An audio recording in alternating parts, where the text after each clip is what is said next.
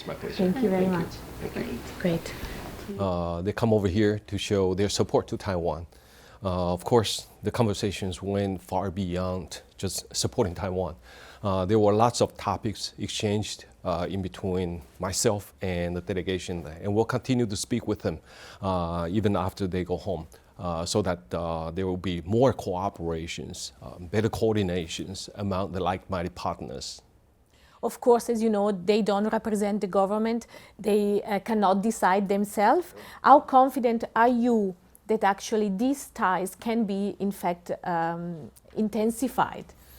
Well, it takes time.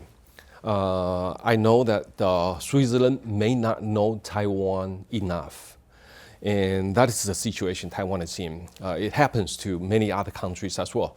But we have the patience in trying to explain the situation in this part of the world. What do you think Switzerland should do or could do? Taiwan is an is a high-tech powerhouse, as I said a little bit earlier.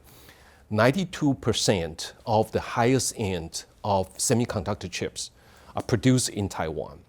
And 40% of the trade cargoes in Europe are coming through the Taiwan area.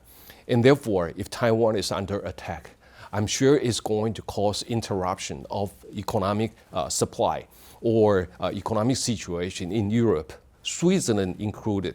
So if the Swiss government can think about that aspect and advocate for peace and stability across the Taiwan Strait, or opposing unilateral change of status quo, that would have a major impact upon the Chinese. The Chinese government will say, even the country, Switzerland, would oppose unilateral change of status quo, and they would treasure peace and stability over the Taiwan Strait. I'm sure they will listen very carefully and think about their own steps over Taiwan. Switzerland has a very strict one China policy. It was one of the first countries to recognize actually the government of Beijing. There are no signs that this is going to change anytime soon. What kind of cooperation will still help despite that? So we respect your country's foreign policy. That would not affect how Taiwanese people or Taiwanese government would try to beef up the relationship between Taiwan and Switzerland. And under the restrictions of your foreign policy principle, we would like to engage more in the areas that are not affected by those principles. For example, tourism. And economically, Taiwan is a powerhouse of high-tech products. And Switzerland is very famous of its precision machines or tools. And we can also exchange on that, even though Switzerland is a neutral country, but your civil defense has been seen by Taiwan as a role model. So we would like to learn from you how you can defend yourself or how you arm yourself so that you can maintain your neutrality. And that is something that Taiwan really needs, even though we need it for very different purposes, but that is something that we can work together.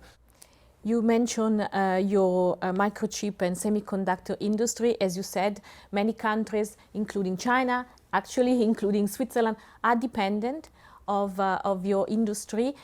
Is this a sort of insurance policy against a military attack? Nothing is going to ensure an authoritarianism from expanding their influence. Look at what happened in Ukraine. Nothing is going to ensure that Russia won't attack Ukraine, especially in our policies in dealing with Russia. If we are not willing to come up with a resolution to go against the authoritarianism from thinking about using military force, the authoritarianism might think of it as a convenient way to expand their influence and their power. So that is what we look at the situation. And I certainly hope that Switzerland, a very famous democracy, can think of how we can protect democracies around the world. How would you describe the threat or the tension at this particular moment in time? The Chinese threat is still there, and the Chinese will continue to advocate the use of force against Taiwan. We don't know when the war is going to happen, but under this military threat, Taiwan needs to get ready to defend itself. Taiwan needs to be able to make international friends so that the international friends can come and show their support to Taiwan. And the Chinese government also knows that, so they want to stop the international support coming to Taiwan. So they are threatening other delegations. They are threatening Taiwan for welcoming all these visits. But Taiwan is not going to be intimidated on how we make friends. And I think China is not going to dictate how other democracies reach out to Taiwan to show support as well. Even the economist said, Taiwan was the most dangerous place on earth. Then you come here and you realize that actually, for example, people are not afraid, actually. And in a way, it's not even in China's interest at this moment to actually start a war, right? So what are the real scenarios going forward, in your opinion? The Chinese military strategist follow Sun Tzu's military principle. And the highest principle is to crush the enemy without use of force. So under this kind of principle, maybe the Chinese military threat is trying to defeat Taiwan without using military force. And that is something that we are very aware of. But there's also a possibility for them to use force against Taiwan, even with that kind of principle. That is China's domestic factors. The economy is slowing down, people are not happy, and there's also political wrangling going on. And with all these kinds of domestic difficulties, the most common way for authoritarian leaders to think about is to divert the domestic attention through creating crisis externally. And under that kind of circumstances, there's a possibility that the Chinese would take it out on Taiwan, using Taiwan as a scapegoat for its domestic problems. How do you see Taiwan in 5 years then? What is going to be still the status quo, trying to be independent? What is really realistic? I would like to have a vision of Taiwan-China relations in 10, 20 years, that the two sides can stay with each other or coexist with each other peacefully. That will be an ideal.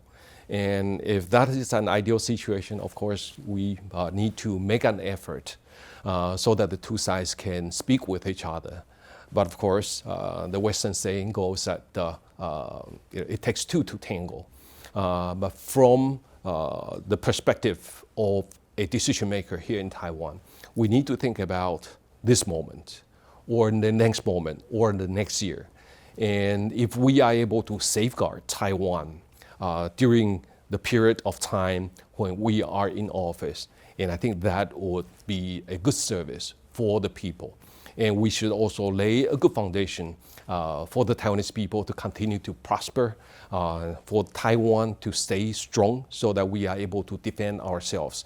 And that is the purpose of this administration. And this administration would end May next year. And we are trying very hard.